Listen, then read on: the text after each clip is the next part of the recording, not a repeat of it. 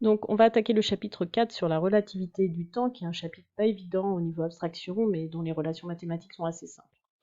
Donc, au point de départ, au niveau historique, c'est le document, je vous ai dit de lire page 210, qui met en évidence le combat qu'il y a eu en fin des années 1800 entre les scientifiques pour essayer d'expliquer finalement la propagation des ondes. Il y en a qui postulaient l'existence d'un milieu matériel dans lequel ils se déplaçaient. Et en fait, toutes les expériences ont montré que c'était pas possible qu'il existe. Donc la lumière, notamment, se déplaçait bien dans le vide.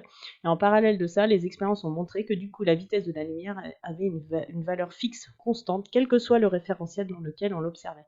Ce qui n'est pas le cas dans le cas des objets, puisque Galilée et Newton avaient montré que justement la vitesse avait un caractère relatif.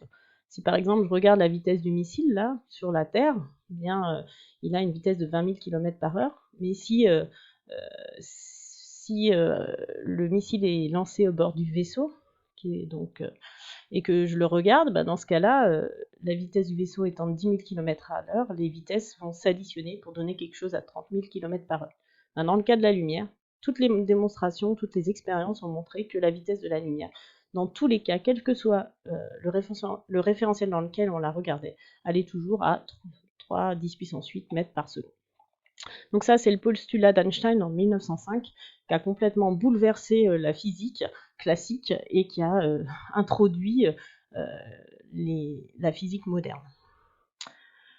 Donc cette activité est là pour essayer de démontrer la relation qu'Einstein a établie et de montrer quelques caractéristiques de cette nouvelle physique qu'on appelle la relativité restreinte.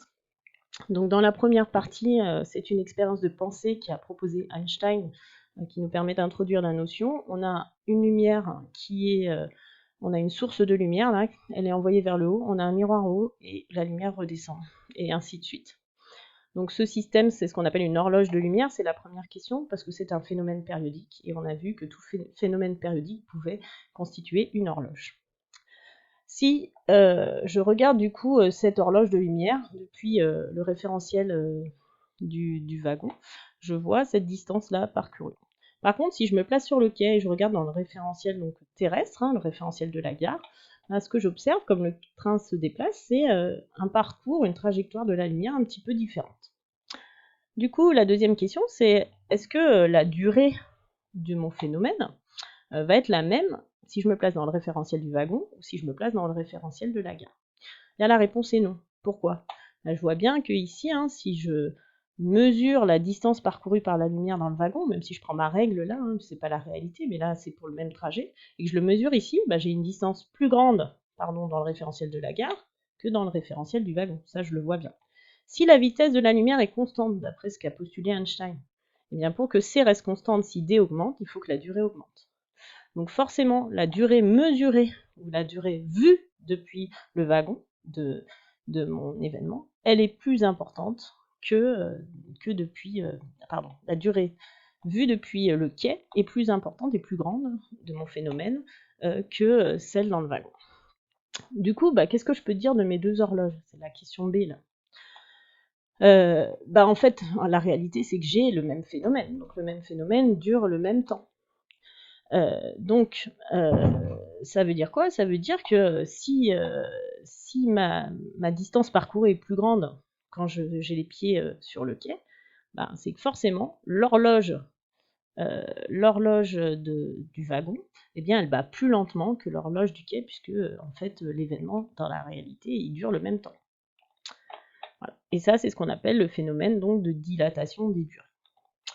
Alors, ensuite, la deuxième partie est une activité qui permet de montrer que le lien, la formule mathématique qui lie la durée de l'événement que je vais mesurer si j'ai les pieds sur le quai, et puis si j'ai les pieds dans le wagon, c'est-à-dire dans le train. Pour ça, il faut que je regarde le trajet et dans le wagon, ça c'est dans le référentiel de wagon, trajet de la lumière, et dans le train. Alors, si je me mets dans le wagon, la première chose que je peux dire, c'est que la lumière, elle se propage à la vitesse c, ce qu'on appelle la vitesse de la lumière. Elle va faire un aller-retour, donc elle va parcourir 2h. Donc c'est vos 2h sur le temps que j'ai mesuré dans le wagon, que je note delta t wagon. Ça veut dire que h vaut c delta t wagon sur 2, si je transforme cette formule. Si maintenant je me place dans le référentiel du train, eh bien, cette fois, alors l'idée générale de cet exercice, c'est d'essayer d'exprimer là les distances qui sont dans ce triangle rectangle pour appliquer Pythagore. Donc je viens d'exprimer h, là, que j'ai exprimé grâce au référentiel du wagon. Donc maintenant, je me mets dans la référentiel terrestre, le référentiel de la gare, et je vais essayer d'exprimer cette distance-là et cette distance-là.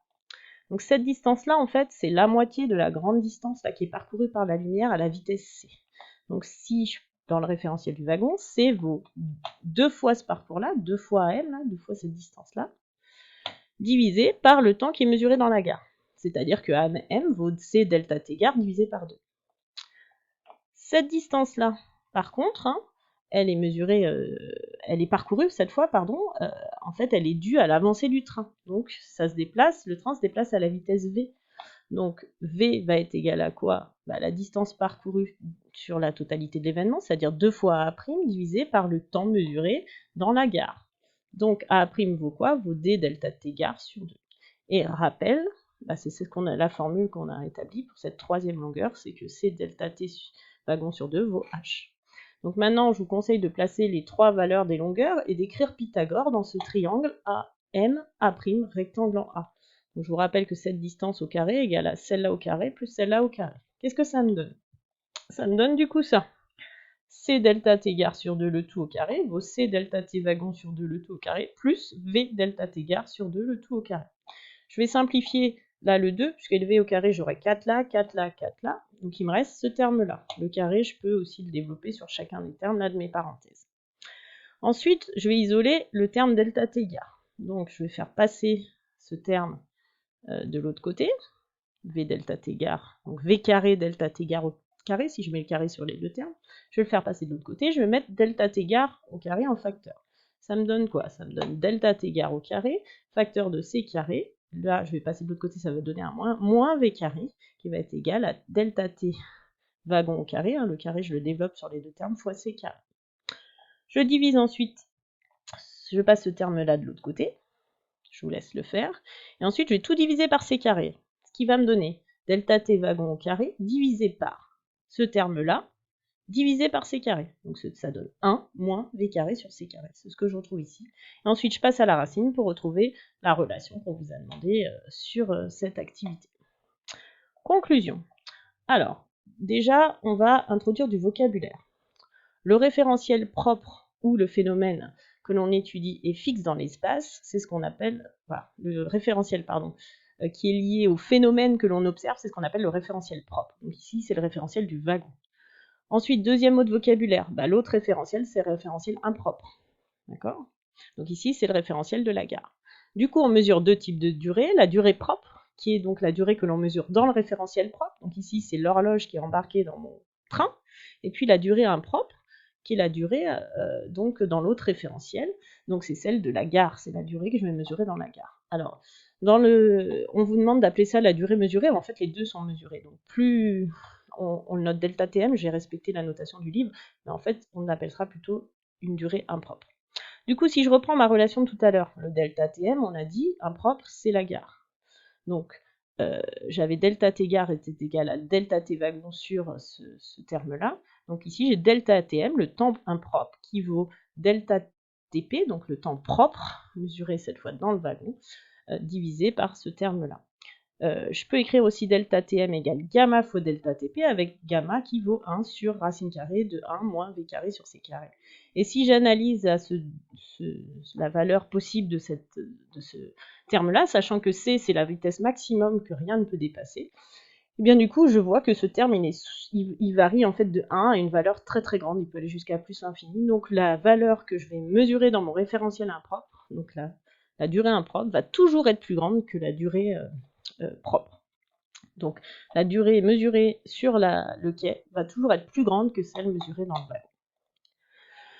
Donc si je conclus, finalement, quand j'ai deux référentiels dont un est en mouvement rectiligne uniforme par rapport à l'autre, l'observateur qui est immobile, il va toujours mesurer, vu de son point de vue, il va toujours mesurer une durée plus grande que s'il était dans le wagon. En fait, la relation est symétrique, puisque quand je me place dans le wagon, je vois le quai se déplacer en mouvement rectiligne uniforme, et pareil, la durée du phénomène serait mesurée dans ce cas-là plus grande dans le wagon. Voilà, ça dépend du point de vue que je regarde. Donc on a un phénomène de dilatation des durées qui se produit par rapport au wagon en mouvement. Donc ça élimine complètement la notion de temps absolu qu'on avait jusqu'à maintenant en mécanique classique, et donc finalement le postulat d'Einstein balaye le caractère absolu du temps. Deux observateurs placés dans deux référentiels différents, sachant que les référentiels, l'un est en mouvement rectiligne et uniforme par rapport à l'autre, eh bien on va mesurer dans ces deux référentiels des durées différentes. Donc finalement, il vient de balayer le temps absolu et de dire que le temps a un caractère relatif. Ça, c'est l'un des postulats, l'un des résultats les plus importants de ce qu'on appelle la relativité restreinte, élaborée en 1905 par Einstein, et qui a comme conséquence deux choses, mais la seule qu'on verra, nous, dans notre programme, c'est la dilatation donc, des durées. Alors du coup, faut-il complètement balayer la mécanique classique, la mettre à la poubelle? Eh bien non, parce que si du coup on trace la fonction qu'on vous a demandé là, c'est-à-dire qu'on exprime comment évolue ce gamma, et ben en fait on voit pour des petites valeurs de vitesse, celles qu'on voit dans la vie de tous les jours, on est très petit par rapport à la vitesse de la lumière, mais en fait le gamma vaut 1. Et donc notre relation delta Tm vaut delta Tp. Donc dans la plupart des cas de notre quotidien, c'est-à-dire dans la majorité des cas de ce qui nous entoure, eh bien en fait, ce terme de relativité restreinte n'est pas du tout visible. Donc la mécanique classique reste basale. Par contre, quand je vais m'approcher à des vitesses qui sont proches de la vitesse de la lumière, là pas du tout, on va avoir vraiment des effets relativistes qui vont être très très importants et qu'on ne peut pas éluder.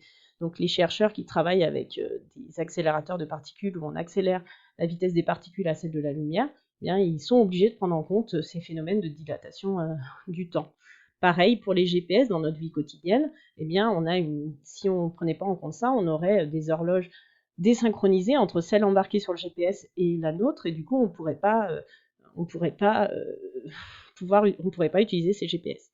Dernier phénomène que vous étudierez dans l'activité 2 que je vais vous donner lundi, ce sont les muons qui sont des particules qu'on détecte sur Terre, et si en fait on regarde leur temps de trajet, normalement ils ne devraient pas arriver sur Terre. Et donc la dilatation du temps leur permet d'être détectés sur Terre, parce que finalement ils vont pouvoir atteindre la surface de la Terre.